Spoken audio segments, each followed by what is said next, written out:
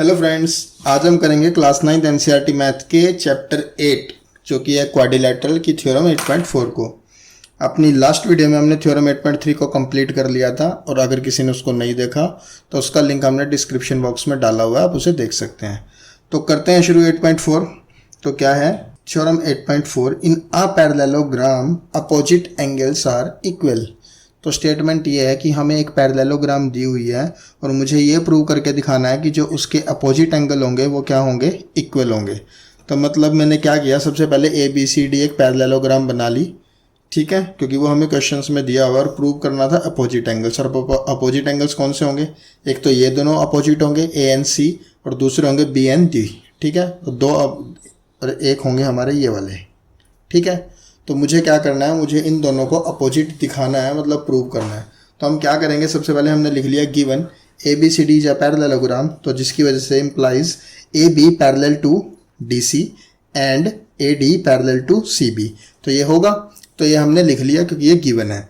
Then to prove में मैंने लिख लिया, ये प्रूव करना है angle A equal to angle C and angle B equal to angle D, ठीक। उसके बाद कंस्ट्रक्शन हमने क्या की, मैंने अपना यहाँ पे एक डायगोनल ज्वाइन कर दिया AC।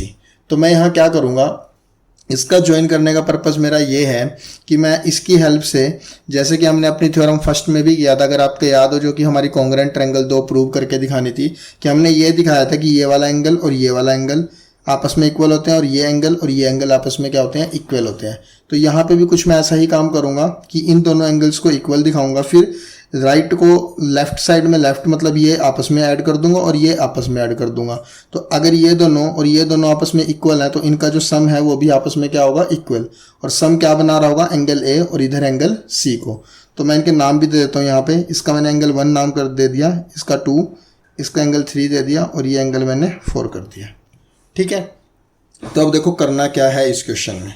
प्रूफ में मैं लिखता हूँ in parallelogram A B C D या in A B C D, ठीक है। सिंस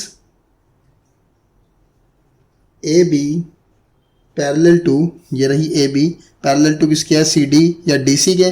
तो A B parallel to C D and ये ए सी है, ए सी इज ए ट्रांसवर्सल। तो अगर ए बी सी डी में, हमारी पैरेललोग्राम में A B parallel to C D है और ए सी इज अ ट्रांसवर्सल है, तो लाइंस एंड एंगल्स की एक प्रॉपर्टी होती है, अगर ऐसा होता है तो जो ये ट्रांसवर्सल के ये वाला एंगल और ये वाला एंगल, क्योंकि इस लाइन के साथ ये वाला एंगल है और इस लाइन के साथ ये वाला एंगल है, तो ये दोनों एंगल क्या होते हैं, अल्टरनेट होते हैं। और क्योंकि मुझे दिया हुआ है पैरेललोग्राम तो ये आपस में क्या होंगे, इक्वल होंगे। तो मैं वही लिखूंगा, therefore angle 1 equal to angle 2, किस चीज से, अल्टरनेट एंगल। ये हो गई मेरी इक्वेशन नंबर फर्स्ट।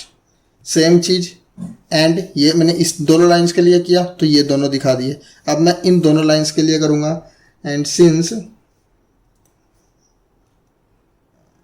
ये ए बी सी डी का था, अब मैं लिखूंगा A D parallel to C B and A C is A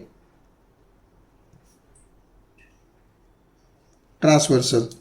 AD और CB पैरेलल है, AD और CB पैरेलल है और AC एक ट्रांसवर्सल है, तो जिसकी वजह से एंगल 4 यानी इसके साथ है और जो एंगल 3 है वो इसके साथ है, यानी ये दोनों एंगल क्या होंगे, अल्टरनेट। तो therefore angle 4 equal to angle 3 और ये भी क्या होंगे, अल्टरनेट एंगल। तो ये कर दिया, तो ये भी हमारा हो गया, ठीक है। तो अब हम क्या करेंगे यहाँ पे, क्योंकि मुझे D और C दिखाने हैं इक्वल, तो आप देखो यहाँ 1 और 2 में मैं ऐड कर दूंगा दोनों इक्वेशंस को, तो angle 1 plus angle 4 equal to आ जाएगा एंगल 2 प्लस एंगल 3 के। और 1 और 4 मिलके क्या बना देंगे, एंगल A, और 2 और 3 मिलके एंगल क्या बनाएंगे, पूरा का पूरा angle C।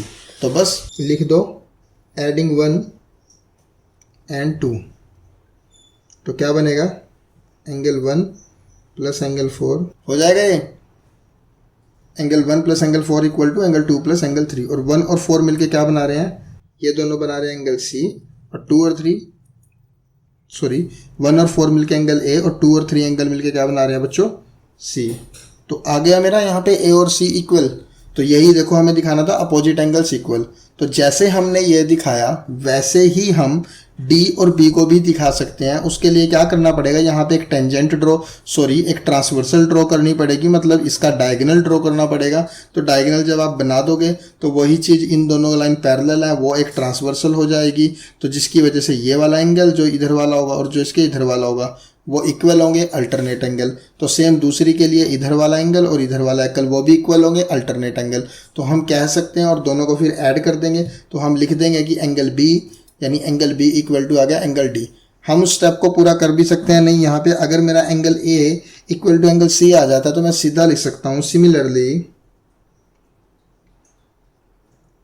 We can prove angle कितना, ए और सी हो गया, angle B equal to angle D. ठीक है, तो लिख देंगे हम similarly we can prove angle B equal to angle D. तो वही हमें दिखाना था कि opposite angles are equal, A और सी पहले दिखा दिए, फिर मैंने लिख दिया similarly we can prove angle B equal to angle D, और लास्ट में हम लिख देंगे हेंस प्रूव्ड। ठीक है बच्चों, तो इस तरीके से हमारी थ्योरम 8.4 हो जाएगी।